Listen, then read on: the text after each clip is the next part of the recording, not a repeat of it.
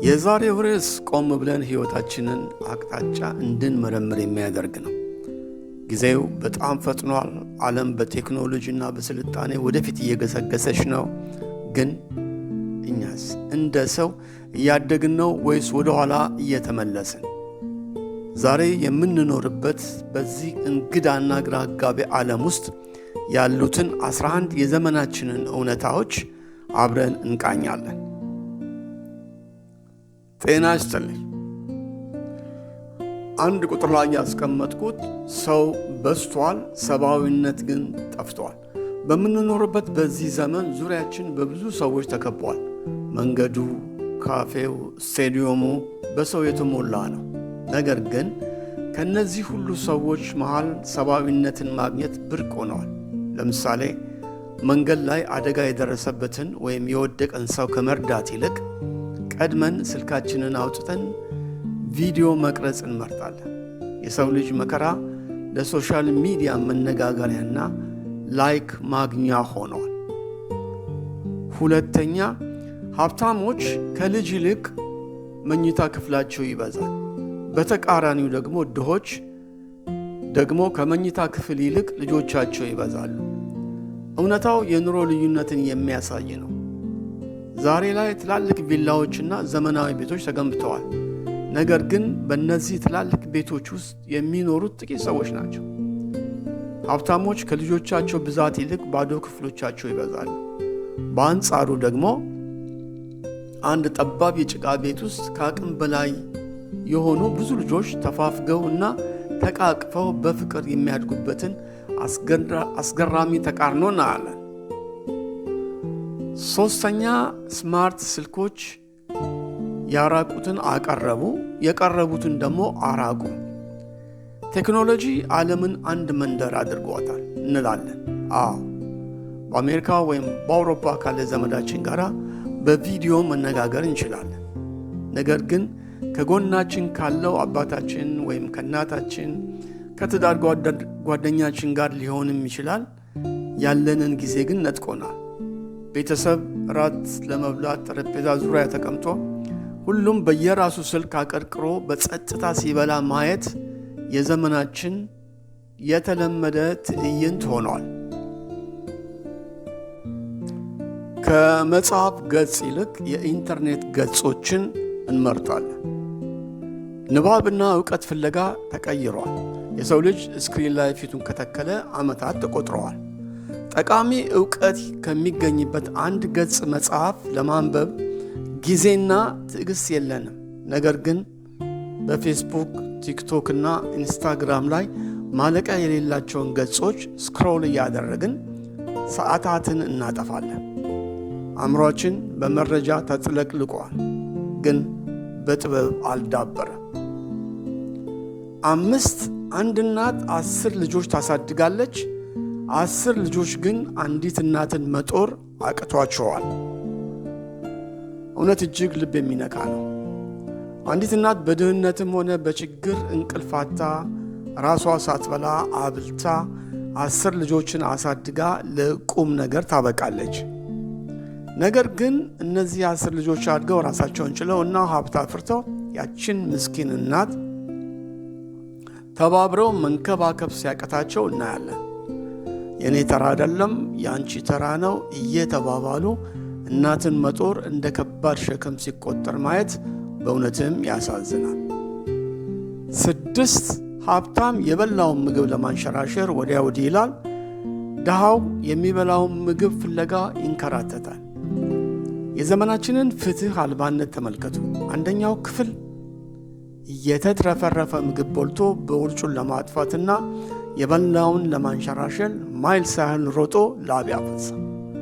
በሌላኛው የዓለማችን ጥግ ደግሞ አንድ ምስኪን የዕለት ጉርሱንና የሚበላውን ቁራሽ ዳቦ ለማግኘት ፀሐይ እየመታው ማይልስ ያህል ይንከራተታል።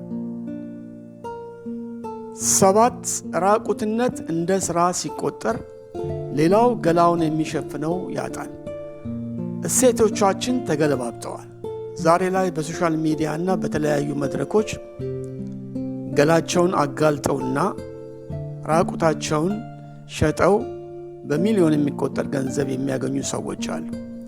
በአንጻሩ ደግሞ በብርድ የሚንቀጠቀጡ፣ ጎዳና ላይ የወደቁ እና ራቁታቸውን የሚሸፍኑበት አንዲት ጨርቅ ያጡ ምስኪኖች ሞልተዋል። 8 የስልክ ማውጫችን ሞልቷል። ግንኙነታችን ግን ደካማ ነው። የስልክ ማውጫችንን ኮንታክት ሊስት ብንመለከት በመቶዎች የሚቆጠሩ የሰዎች ስልክ ቁጥር ተመዝግቦ እናገኛለን። ፌስቡክ ላይ 5000 ጓደኛ አለን። ነገር ግን ልባችን ሲያዝን፣ ችግር ሲገጥመን ወይም አንዳች ምክር ስንፈልግ ደውለን በነፃነት የምናወራው እውነተኛ ጓደኛ እናጣለን።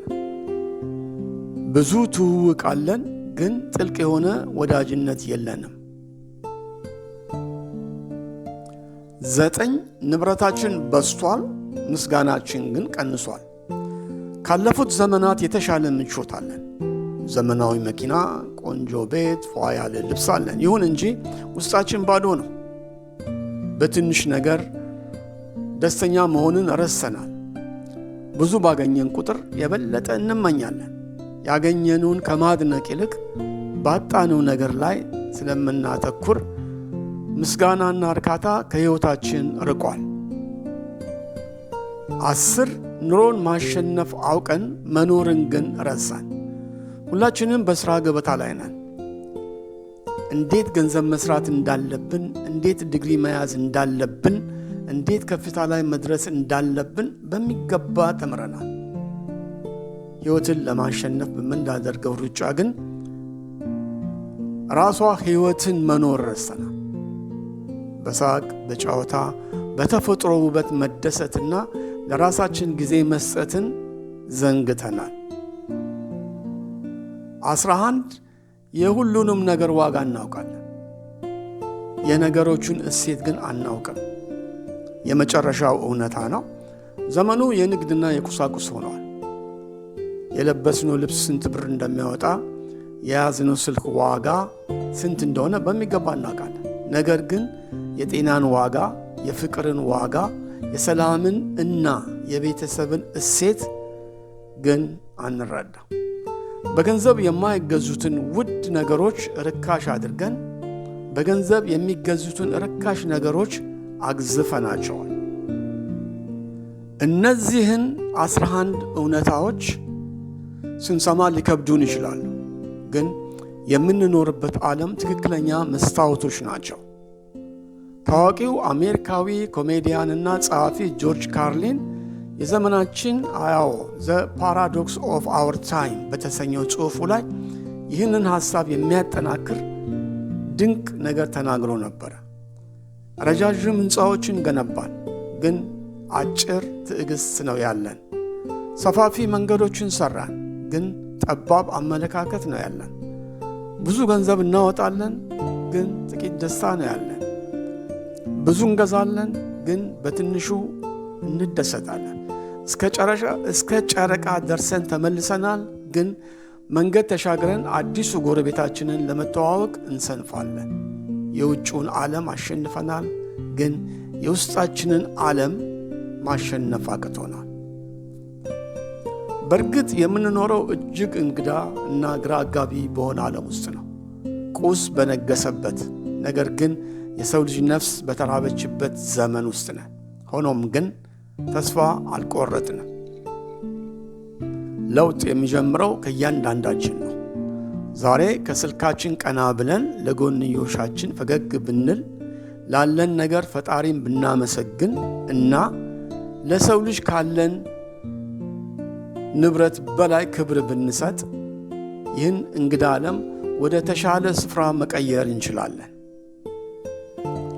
ፈጣሪ ሁላችንንም ይርዳን፣ አስተውሎቱን እና ጥበቡን ያድለን። ሁሌም ተባርከንና ለሌሎችም በረከት ሆነን እንድንኖር መንገድ ይምራን። አሜን። የዛሬው ቪዲዮ ይህንን ይመስል ነበር። ከነዚህ 11 እውነታዎች ውስጥ የእናንተን ልብ ይበልጥ የነካው የትኛው ነው? ሐሳባችሁን ከታች ባለው ኮሜንት ላይ ጻፉልኝ። ቪዲዮው ጠቃሚ ሆኖ ካገኛችሁት ላይክ ማድረጋችሁን፣ ለወዳጅ ዘመድ ሼር ማድረጋችሁን እና እንዲሁም ይህንን ቻናል ሰብስክራይብ በማድረግ ቤተሰብ መሆናችሁን አትዘንጉ። በቀጣይ በሌላ አስተማሪ ቪዲዮ እስከምንገናኝ ቸር እንሰንብት። ቹስ